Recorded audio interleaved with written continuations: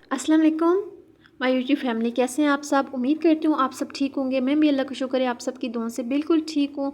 और आज मैं अपने व्लॉग के स्टार्ट कर रही हूँ वॉशिंग मशीन से। वैसे तो मैं नाश्ता बनाने से करती हूँ या नाश्ते करने के टाइम करती हूँ स्टार्ट, लेकिन आज मैं वॉशिंग मशीन से कर रही हूँ। तो मेरी सुबह की ये रूटीन है कि जब मैंने कपड़े प्रेस करने होते हैं या कपड़े वॉश करने होते हैं तो मैं नमाज के फ़ौरन बाद वॉशिंग मशीन लगा लेती हूँ और नमाज़ वगैरह पढ़ने के बाद फटाफट कपड़े प्रेस कर लेती हूँ, क्योंकि कपड़े बहुत ज़्यादा आजकल होते हैं, गर्मी हैं और डेली बेसिस पे कपड़े वॉश करने होते हैं। तो इसी तरह प्रेस करना भी बहुत ज़्यादा होते हैं।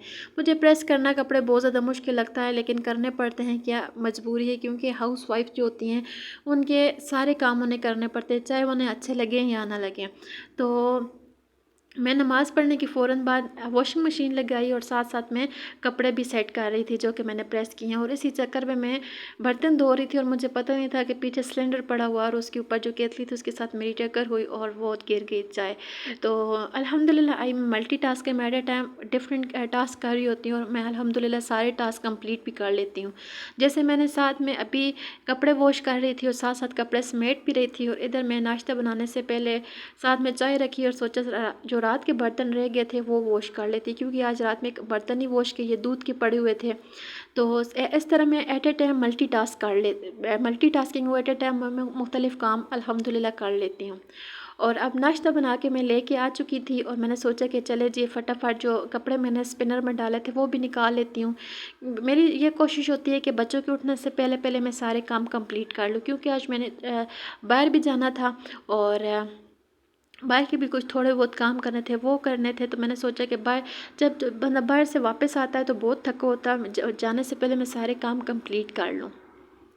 और आज मैं डोर वगैरह भी क्लीन करने थे और गंदे हुए थे, हल्की फुल्की डस्ट थी, क्योंकि घर के इर्द गिर्द मार्बल्स की फैक्ट्रीज़ हैं तो उधर से डस्ट वगैरह आती है तो गंदे हो गए थे। तो मैंने सोचा चले थोड़ा बहुत ऐसा करती हूँ कि दरवाजे वगैरह भी साफ़ कर लेती हूँ, क्योंकि लाइट चली गई थी और पूरे घर की मैंने डस्टिंग, लाइट जब गई है तो सारे घर की डस्टिंग वगैरह कर ली है, सारा अंधेरा था। तो ये बिजली का स्विच बोर्ड जो था इसको भी मैंने साफ़ किया, क्योंकि इसके अंदर बहुत ज़्यादा डस्ट थी। तो वैसे तो मैंने इसे कभी झाड़ा नहीं है, लेकिन आज मैं इसे भी साफ़ कर रही थी। और डस्ट नेचुरली सी बात है कि डेली बेसिस पे काम करते हैं, लेकिन इसके बावजूद घर में इतना ज़्यादा गंद होता है, लगता नहीं है कि हम लोग डेली बेसिस पे सफाई वगैरह करते हैं।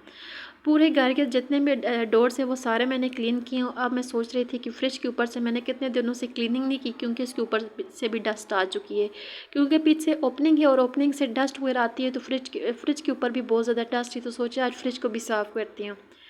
डेली बेसिस पे तो मैं डस्टिंग नहीं करती फ्रिज के ऊपर से, मतलब रूम्स की, बेडरूम्स की और ड्राइंग रूम की तो मैं डेली बेसिस पे डस्टिंग करती हूँ, क्योंकि थोड़ी बहुत भी डस्ट जम जाए तो फिर क्लीनिंग करना काफ़ी मुश्किल हो जाता है। और फ्रिज के ऊपर मेरे कुरान पाक और कुछ इस्लामिक बुक्स पड़ी हुई थी, तो उनकी भी हिफाजत के लिए मैंने सोचा कि चले मैं इनको एक कवर में कर देती हूँ ताकि इनके ऊपर डस्ट ना पड़े।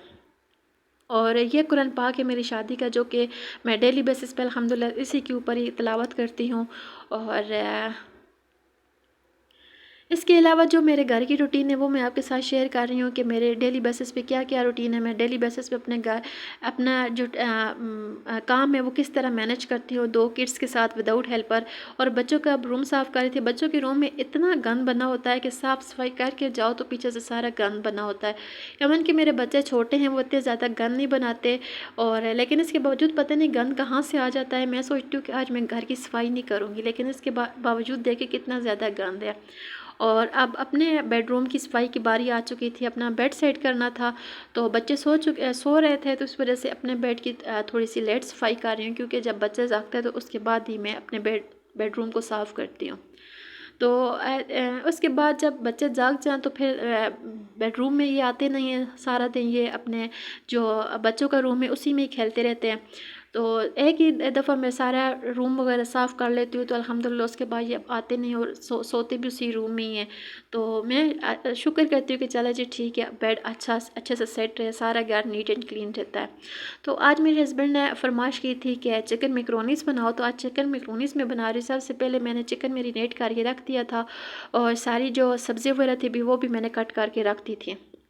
ये फ़्राइज़ जो कि मैंने बच्चों के लिए रखे हुए थे, वो फ़्राइज़ भी मैंने डाले हैं। इवन कि मुझे मैकरोनीज़ वगैरह इतनी ज़्यादा पसंद तो नहीं, लेकिन बनी अच्छी बनी हो तो मैं खा लेती हूँ। इतनी ज़्यादा मैं स्पाइसेस नहीं ऐड करती, क्योंकि मेरे बच्चे हैं और साथ में बच्चे भी खाते हैं, और मेरे हस्बैंड को भी इतने ज़्यादा स्पाइसी खाने नहीं पसंद। वो लाइट से हों तो वो अच्छे से खा लेते हैं। आजकल उनकी तबीयत को सेट नहीं थी, तो वो कहते हैं कुछ स्पाइसी सी चीज़ हो ताकि मैं खाऊँ। जब मैं बनाती हूँ तो वो खाते बिल्कुल भी नहीं है, क्योंकि वो एक होता है बीमारी के बाद बंदे को क्रेविंग तो हो रही होती है, लेकिन खाने का दिल नहीं करता। और चिकन वगैरह मैरिनेट करने के बाद चिकन को थोड़ा-सा मैंने फ्राई किया, और उसके बाद सारी सब्ज़ियाँ वगैरह जो कि मैंने ऐड करनी थी वो डाली हैं। और अल्हम्दुलिल्लाह आज तो सारी सब्ज़ियाँ घर में पड़ी हुई थी, तो इन्हें भी थोड़ा-सा हल्का-सा सौते करूँगी, और उसके बाद मैं रेड चिली सॉस डालूँगी।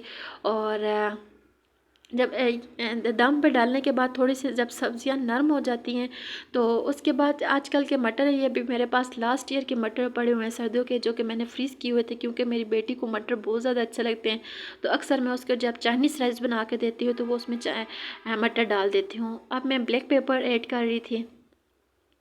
ब्लैक पेपर भी मैंने हल्की सी ऐड की हैं, क्योंकि बच्चे भी खाते हैं, और मुझे जो ब्लैक पेपर ज़्यादा ऐड करो तो दिल पे जलन सी होती है। अब बंद गोभी ऐड कर रही थी, तो अब इसको भी हल्का सा सौते करूँगी, क्योंकि ये थोड़ा सा पहले मैंने इसलिए ऐड नहीं की थी, क्योंकि ये थोड़ा सा कम टाइम में ही सौते हो जाती है, और हल्की थोड़ी सी सॉफ्ट हो जाती है। तो जो बाकी जो मैंने सब्ज़ी ऐड की उनको थोड़ा सा गलने में टाइम लगता है, और इसको तो गलने में इतना ज़्यादा टाइम नहीं लगता। तो आप सब कैसे बनाते हैं मेरे साथ रेसिपी शेयर कीजिएगा। मैं तो इसी तरीके से बनाती हूँ, और प्लीज़ मेरे चैनल को लाजमी सब्सक्राइब कीजिएगा। आपकी सपोर्ट का बहुत ज़्यादा शुक्रिया कि आप लोग मुझे इतना ज़्यादा पसंद करते हैं, और मेरे चैनल को भी सब्सक्राइब कर रहे हैं, इसके लिए भी आपका बहुत बहुत शुक्रिया। और मेरी वीडियो को आप फुल वॉच किया करें और लाइक भी किया करें। जब आप लाइक करते हैं तो ऑनेस्टली स्पीकिंग कितना अच्छा लगता है कि, और एक दिली सेटिस्फेक्शन होती है कि चले जी हमारी वीडियो आपको अच्छी लगी है, तो आप लोग हमें सब्सक्राइब भी कर रहे हैं और हमारी वीडियो को लाइक भी कर रहे हैं।